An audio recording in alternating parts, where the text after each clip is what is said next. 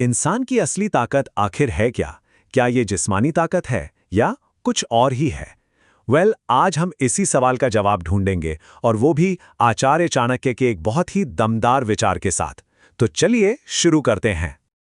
आचार्य चाणक्य ने एक बड़ी कमाल की बात कही है।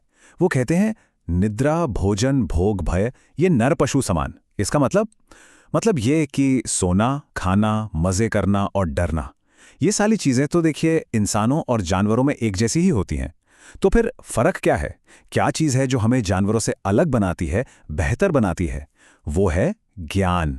चाणक्य कहते हैं, ज्ञान अधिक इन नरन में, ज्ञान बिना पशु जान। यानी जिसके पास ज्ञान नहीं, वो इंसान भी एक जानवर के ही बराबर है।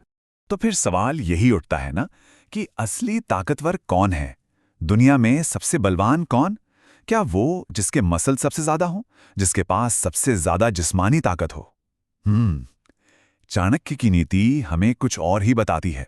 एक मिनट जरा सोचिए, गाय, बैल, शेर और तो और हाथी, अरे ये सब तो हमसे कई कई गुना ज्यादा ताकतवर हैं। फिजिकल स्ट्रेंथ में तो हमारा इनका कोई मुकाबला ही नहीं है। लेकिन फिर भी इस पूरी धरती पर राज किसका है? इंसानों का। सवाल ये है कि कैसे? आखिर ये हुआ कैसे? और इसी सवाल का जवाब छिपा है आचार्य के पहले और शायद सबसे जरूरी सबक में। वो कहते हैं कि हमारा सबसे बड़ा हथियार हमारा शरीर नहीं, बल्कि हमारी बुद्धि है।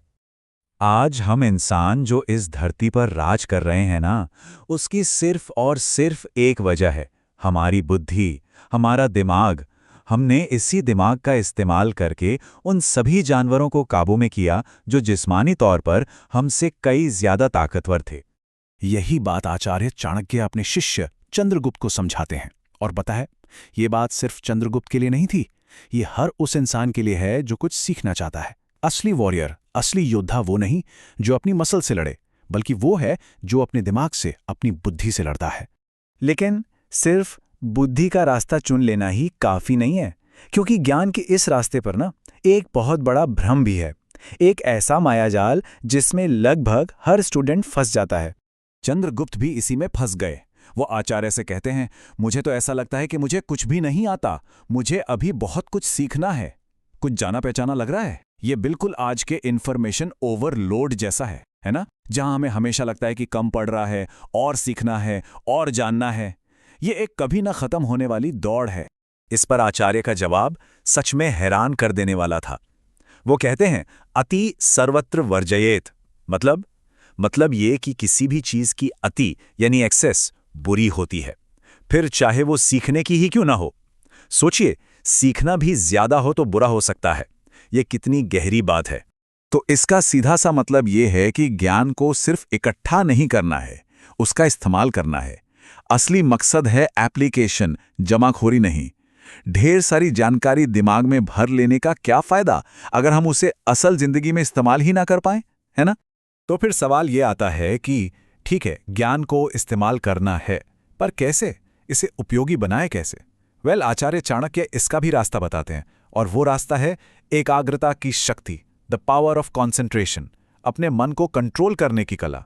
आचार्य ने इसके लिए एक बड़ा ही सिंपल सीधा सा फॉर्मूला दिया। स्टेप 1, एकाग्रचित हो, मतलब फोकस्ड हो जाओ। स्टेप 2, अपने मन पर अधिकार कर लो, सिर्फ बॉडी पर नहीं, माइंड पर भी पूरा कंट्रोल। और इसका नतीजा ये कि एक साधारण सा शरीर भी असाधारण यानी एक्स्ट्रॉर्डिनरी काम कर सकता है। अब हम उस शक्ति की बात करने वाले हैं जो सच में दिमाग हिला देने वाली है। ये है मन की वो ताकत जो जिस्म की हर सीमा को, हर हद को तोड़ सकती है। जरा सोचिए, शरीर को कितनी भी तकलीफ हो रही हो, कितना भी भयंकर दर्द क्यों ना हो, लेकिन अगर किसी का मन उस दर्द को महसूस करने से ही मना कर दे, उसे माने ही ना, तो क्या होगा? यही है एकाग्रता की असली पावर। तब मन शरीर का गुलाम नहीं बल्कि मालिक बन जाता है।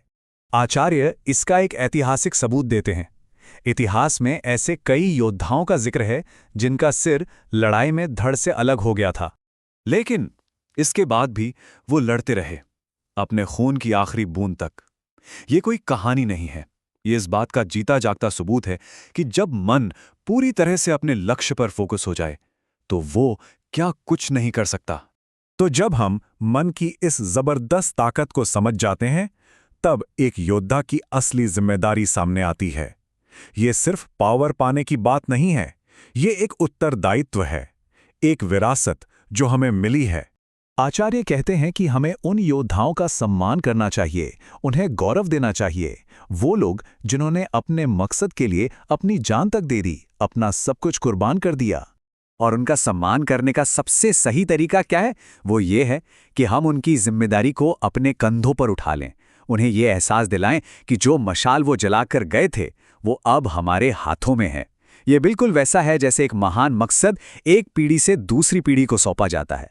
तो आखिर में सबसे बड़ा और सबसे जरूरी सवाल यही है, क्या आज का इंसान अपनी बुद्धि को अपना सबसे बड़ा हथियार बनाकर, अपने मन को एक जगह टिकाकर उस महान विरासत को, उस जिम्मेदारी को संभालने के लिए तैयार है? इस सवाल का जवाब हम सबको अपने अंदर ही खोजना होगा।